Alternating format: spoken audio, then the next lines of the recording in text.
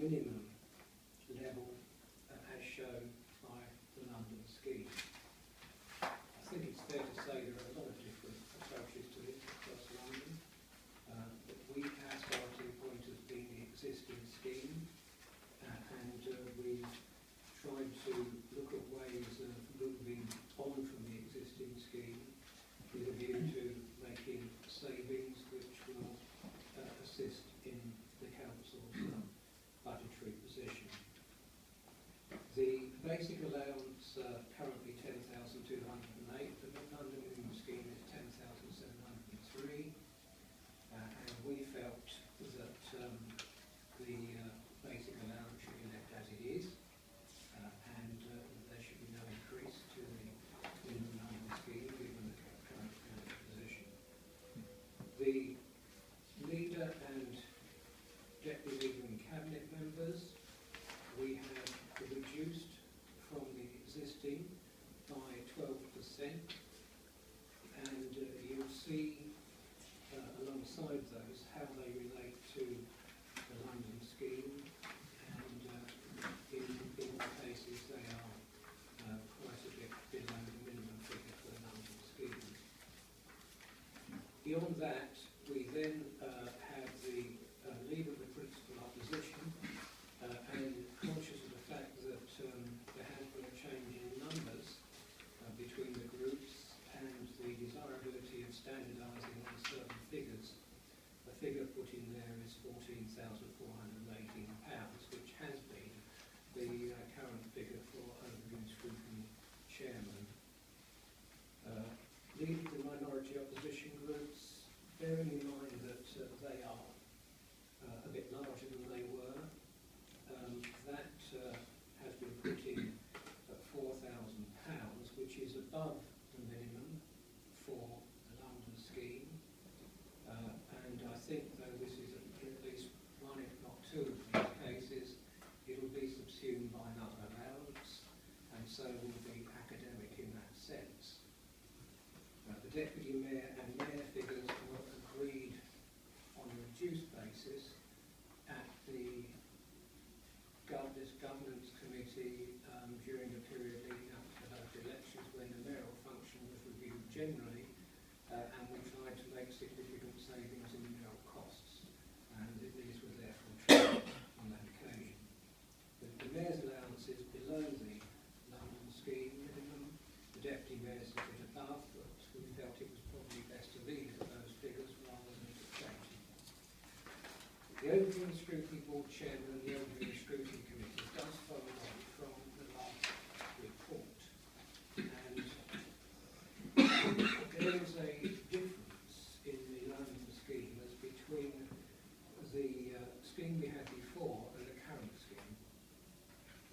The current Overview and Scrutiny scheme, which we've just agreed to propose to full council, shows that the chair of the Overview and Scrutiny Board would be between 15,400 and 35,000, depending upon one's interpretation of it, and the figure therefore seems appropriately to be the 14,408 figure, which is the existing figure.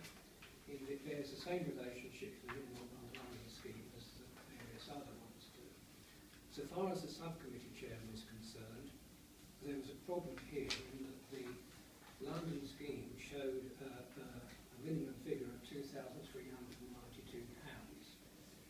Now, it could be argued, therefore, that the figure for Overview and Scrutiny subcommittee chairman should be lower than that which is recommended, which is 7,650.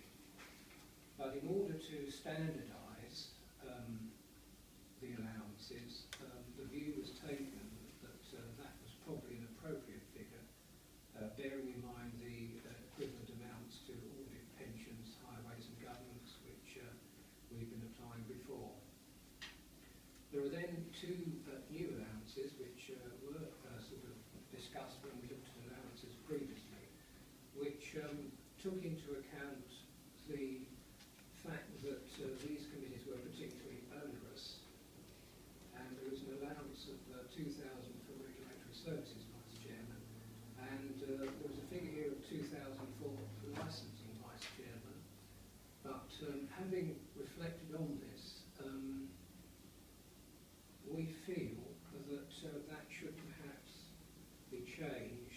to a per session basis on which the vice chair takes the chair. Yeah. Now, the equivalent figure for that allowance for independent persons co-optees is £117 a session. And we feel, therefore, that between now and the next time we review them, we should apply £117 a session for each time they take the chair, rather than a flat figure. And that will then give us an opportunity of reviewing exactly what the practice is in the current situation of that committee, to decide whether it should be the £117 a session or whether it should be a flat figure.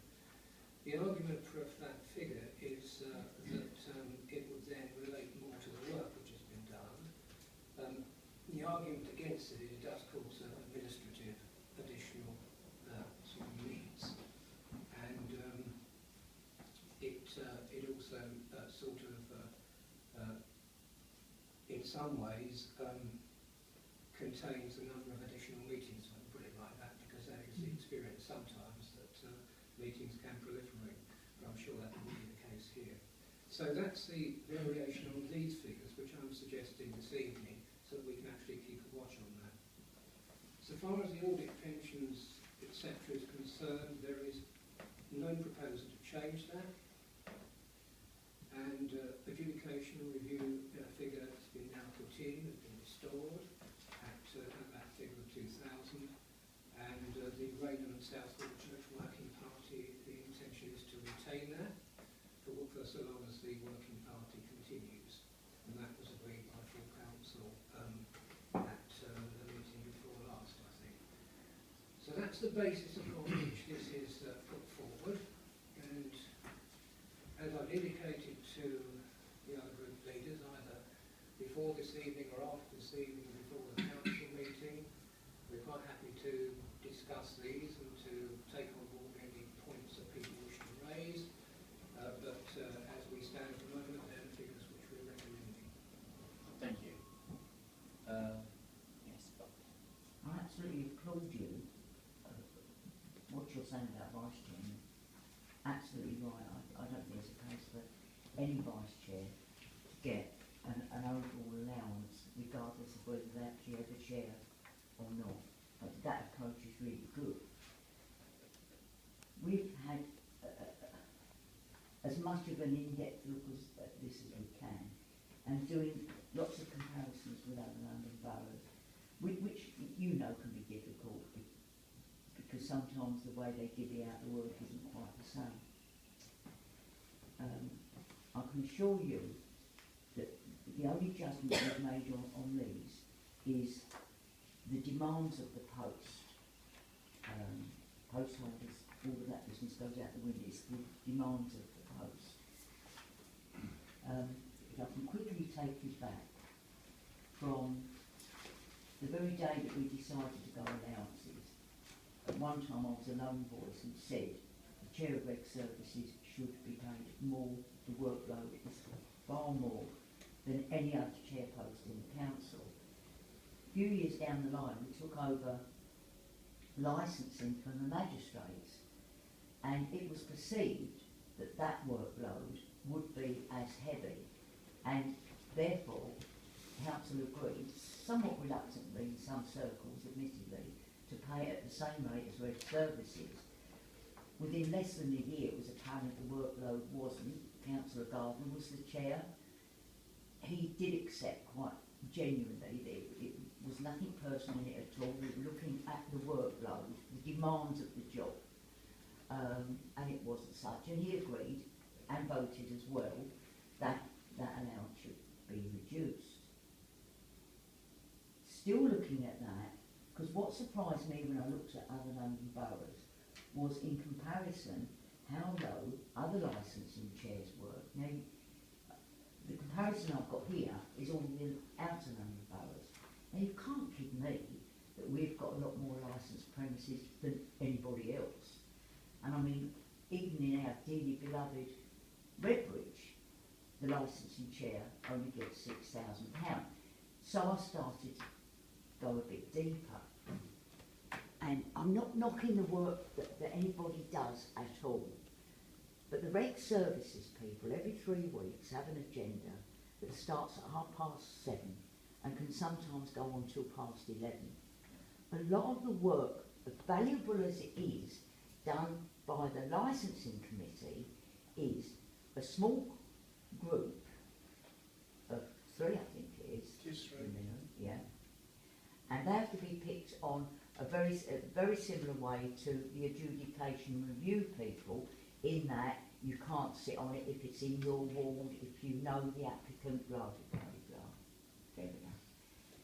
But more often than not, Roger, they're dealing with one item. You cannot, in all honesty, compare that with a whole agenda full of stuff. So it's actually a balance of that workload. Although they meet more frequently, say, than some of the other committees, the actual workload, when you really look at it, is a lot less. There might be a case for that chair to get slightly more than other chairs, but in all honesty, I really don't think there's a case to be made for it to be on a par with whatever we decide to allocate to a reg services chair. I just really do not. I'm not even certain that licensing committee vice chairman, oh no, I'll go on to adjudication review, should actually have an allowance anyway, because they very seldom chair. The small groups actually sit down and decide whether or not to grant a licence, and they also have to come up with reasons why they support it or why they don't. That can be chaired by any one of the 3. It doesn't have to be a vice chair. So I'm not even convinced on that one. When it comes to adjudication and review, again, I've been on that committee, on and off that committee for years. I'm not convinced we actually need it. I'm wondering if that could actually be looked at and disbanded. The work that it does on standards can be done by the governance committee. The work that it does on, for instance, the ombudsman stats and the corporate performance indicators and all of that. I mean, I sat there the other night at the value committee, and it was a complete duplication of what we've previously done on adjudication and review. I think most of that work can be divvied out elsewhere, and we actually may not need that committee, and we're saved, even though it's only a small amount, an SRA. And I think that's me for a minute. I think it also does, if someone's going to correct me, it also does housing reviews now. That's where all the housing reviews get done, an adjudication review. That's a new responsibility since What housing reviews? since we brought